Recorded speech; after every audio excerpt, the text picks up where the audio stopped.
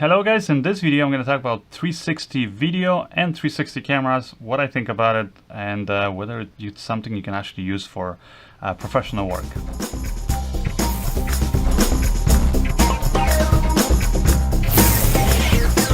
So as you can see up here, these are just some of the 360 cameras that I have used.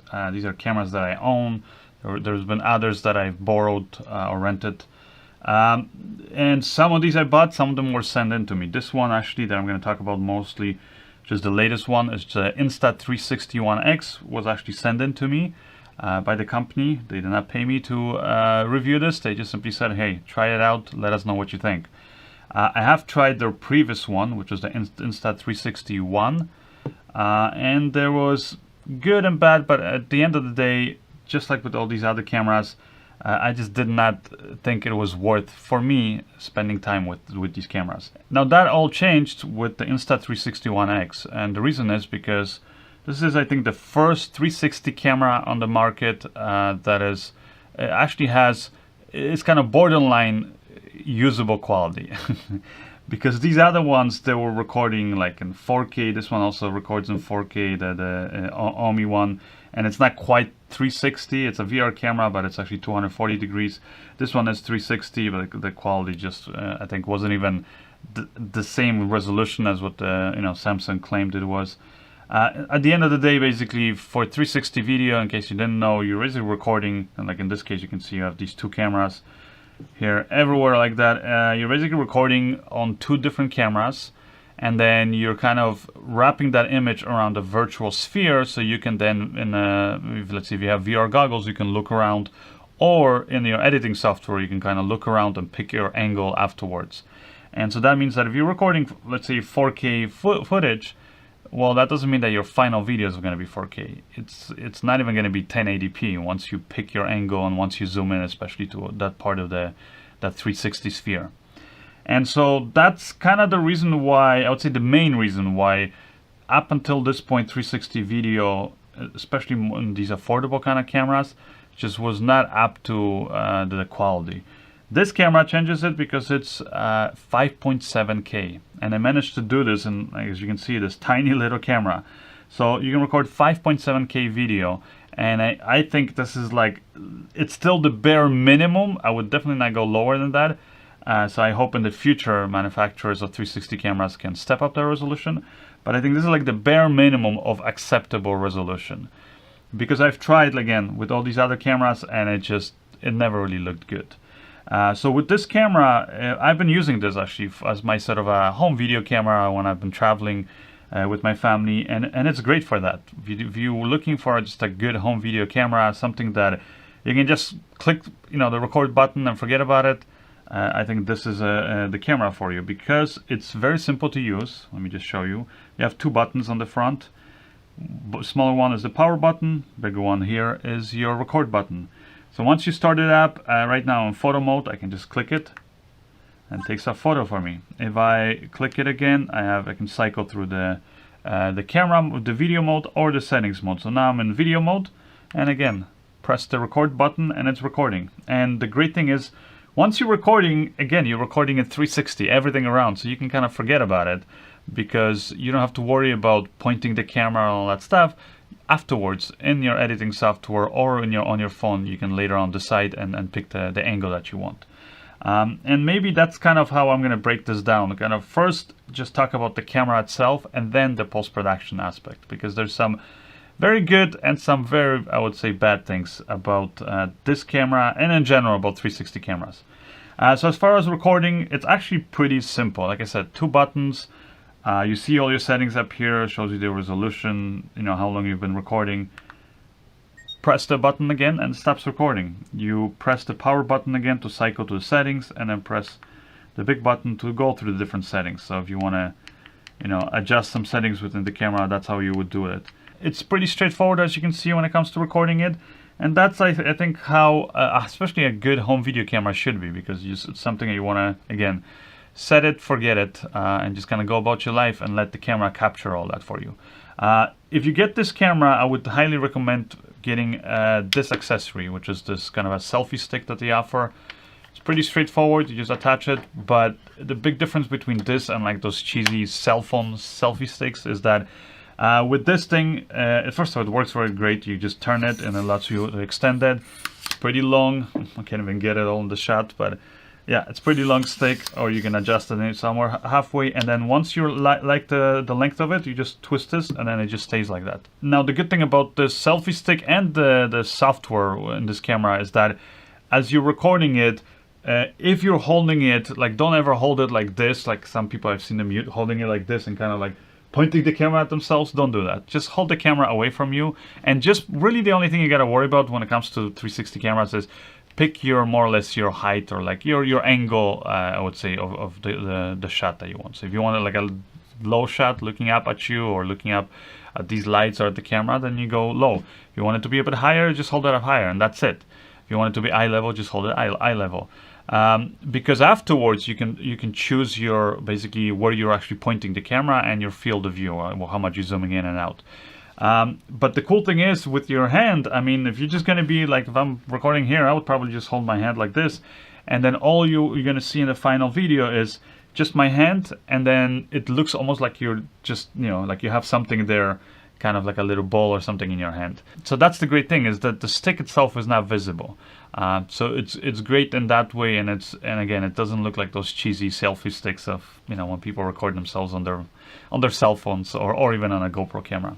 So as you can see, this is a pretty good accessory. It's actually also works as a tripod, because the handle turns into a little stand here. You can put the camera, and again, you can adjust the height of it. So it's a great little tripod for the camera. Another thing you will actually get, this is included, is this little foam case.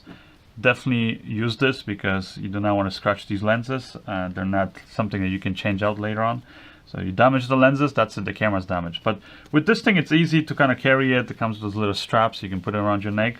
And it protects the lenses, so which is really good. When it comes to recording, I got nothing bad to say except one thing, and that's the battery life. The battery life in this is about an hour for this battery. So if you're going to be really conservative with the camera, you're going to just turn it on, record, then turn off the camera and wait till next time, then I guess you can make it last. But if you're going to be like me, where again I use this mainly for home video, then, you know, I just want to, again, turn it on and just press record and forget about it. And when I was doing that, very quickly, like I said, or it seems like very quickly, the battery is just done, and suddenly the camera starts beeping and it turns off on me. So that's the only thing that sucks. There are now, though, a lot of battery options and that you can get, whether it's from Insta360 or from other actually manufacturers with, like, you know, multiple, like a dual or triple chargers. So I'll provide the links for that if you guys are interested. So yeah, in that sense, it's like I said, it's a very easy to operate and record camera. Now that's when it comes to home video. But if you were actually planning to do 360 professional video, I can't recommend this, and I can't really recommend any of these 360 cameras. That's because 360 video is still not there.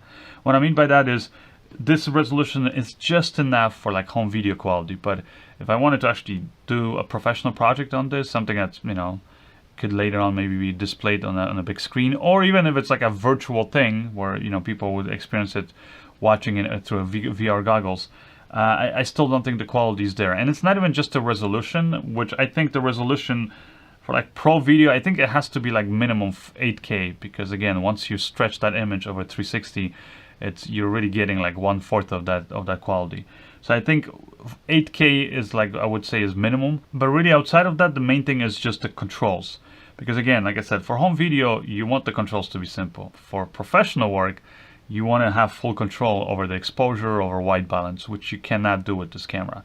And that's a problem, because if I'm, for example, shooting like outside, where it's kind of more or less the same exposure everywhere, that's not a problem. But if I'm shooting, for example, here in the studio, where this part of the studio has all these bright lights, but this part is kind of dim and dark, well, that's a problem, because then the camera doesn't know how to adjust the exposure, and either one part's going to be overexposed or one part's going to be, you know, underexposed, and that's kind of the issue with it.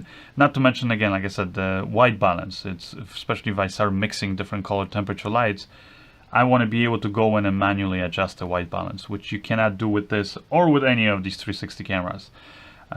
So that's definitely something that I hope these camera manufacturers of the, when it comes to 360 cameras, implement in the future. Now, obviously you're recording in 360, so you don't need a monitor here, but I think you still need to be able to, like, in real time through the app, kind of monitor and there change the settings, which you can monitor in real time this phone, and it's great for that. But again, you just can't change the settings. Now that is going to maybe take me to my second part, which is editing and just kind of working with this footage. The app that Insta360 provides, which is both for iOS and Android, is amazing. It's like the best 360 video app from any of these other basically cameras, whether these ones here or other ones that I've tried. And that's because they just make it simple, but they also give you all these features that are really important. What I mean by that is, like I said, outside of just from monitoring the shot, you can, once you're done recording, you can connect this camera to your phone. You can upload the footage there, or you can just view it actually live through Wi-Fi, and then you can on your phone actually kind of re-edit the shots, but you can also reframe the shot. So let's say if you're not going to export this as a 360 video, but as a normal, let's say 1080p kind of a 16:9 aspect ratio, or whatever other aspect ratio you want. Maybe you want to share this on Facebook or Instagram or your YouTube channel. It's great working with the phone app, because in the phone app you can easily kind of zoom in, zoom out. You can do your the little planet kind of a angle. You can really zoom in on the footage. You can pick your where basically you're looking in that 360 environment, and you can also animate that. You can set keyframes very easily, and the software will interpolate between those keyframes, and the video looks beautiful. But another feature that I really love in their app is that you can sort of in real time record your kind of camera moves. So you can actually kind of point your phone up and down, left and right, and kind of pan and tilt the camera that way. But then with your thumb, you can actually zoom in and zoom out, and you can do that all real time while you're watching the video. It's really cool.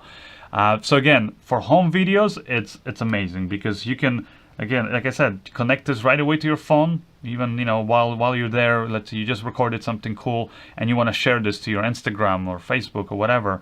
And the same thing if you're a social kind of a media guru or influencer, and you want to again have some cool 360 videos that you can share right away.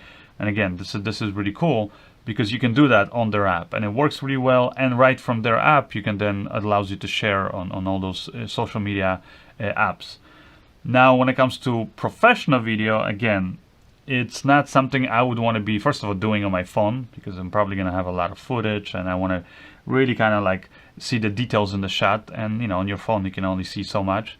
Not to mention that when I tried using this for kind of more professional work on my phone, I would record a lot of footage, and then I just didn't have enough battery life.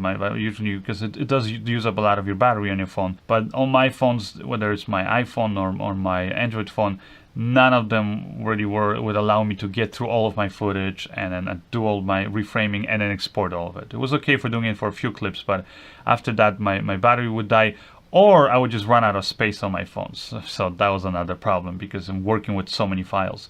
And so that's why for me, I need to be able to edit video on my laptop or on a computer. And I'll tell you right away, whether it's this camera or any of these other three cameras, working with 360 video these days is still not easy for professional work, like I said, because throwing it on my laptop, first of all, the files are just, you really need a powerful computer. And also then depends on what software you're working with, because it's easier than with some software than others. Final Cut Pro, I kind of find is the easiest. You're not going to be able to natively load it into Final Cut Pro, but if you install the Insta360 One Studio app, then once you install it on your Mac, then you'll actually be able to then import the files in Final Cut, and then you can reframe the shots and all that stuff. In Adobe Premiere, you again have to install the Insta360 One Studio, and then you can actually see the footage in Adobe Premiere, but you will not be able to still kind of reframe the shots. If you're just going to export 360 video, yeah, you can do that in Adobe Premiere. But if you actually want to export like a flat, let's say 1080p video or standard video, and you want to just do your reframing, you actually need to install the competitor of this camera, which is the GoPro. Has a free plugin, and that plugin will actually allow you in the Adobe Premiere to do your reframing and zooming and all that stuff. And then like I said, you can work with that footage. Now, one thing I found is it's still, unless again you have like super powerful computer, you're not going to be able to edit or play back that footage in Premiere or Final Cut Pro in real time, unless you then render that footage into proxies. So if you don't mind taking that extra step and going through all that rendering and converting, then again you can edit that footage. But otherwise, it's even my decent desktop computer that I have, where I can edit like 8K RAW video from the Red cameras, I cannot edit this footage in 360. So just be aware of that. So you really are going to need to do proxies, and then that takes time. And again, it's not something that I want to be dealing with when I'm doing professional work, and sometimes I need to quickly get a quick turnaround from when I record the video to when I actually edit it and get it out there to the client. So because of that, it's kind of again, it's not there when it comes to the post-production aspect. And then if you're editing in a program, which is my favorite editing program and something that I pretty much edit all of my work in, which is DaVinci Resolve, then you're basically screwed, because you cannot get these files at all right now to work in DaVinci Resolve. Now that might change with time. Hopefully it will. I'm hoping Insta360 can kind of create kind of a desktop app or program that they created for their Android and iOS phones, because if they can create something that's as good as that, because right now when you're using their desktop Insta360 Studio program, it allows you to do reframing, but it's not really for editing, and even there, it's not as smooth and not as cool, intuitive as it is on the phone. So I hope they fix that. I hope they add like the tracking feature that you can track objects in the Studio program. So that would be really cool. But also if they just make it a really good editing software, either that, or if they work really closely with DaVinci Resolve or Adobe Premiere or Final Cut developers, and actually make it so that this kind of footage can be easily, natively, right away edited in those applications. So that's where it's still lacking. But again, like I said, if you don't mind just using this for your home video, or like I was using this for kind of my behind the scenes footage, then this thing is really good, because I would usually just put it up on this little stand, and again you can adjust the height of this, and I would just hit record and just leave it there. So it was great for that. Now, like I said, the battery life is not great, so you definitely want to pick up extra batteries. I got these kind of actually off-brand batteries that come with a charger. So again, you guys can check out the link for that. And if you want to get the camera, then you can actually get a really good deal, because on Amazon they're going to have what's called a Prime Day. So if you join and you become a Prime member, then you can actually get 15% discount off of this camera, or some of the bundles that they offer there with some of the accessories. So definitely I would recommend checking it out then. And like I said, great little behind the scenes camera, great home video camera. Anyways, that's it for this video. As always, you can check out more information on my website, tomantosfilms.com. And while you guys are there, make sure you don't forget to subscribe to my newsletter, so you stay on top of all the videos that I release, posts, little discounts, giveaways that I do, and things like that. Once again, it's tomantosfilms.com. I'll see you guys in the next video. Bye.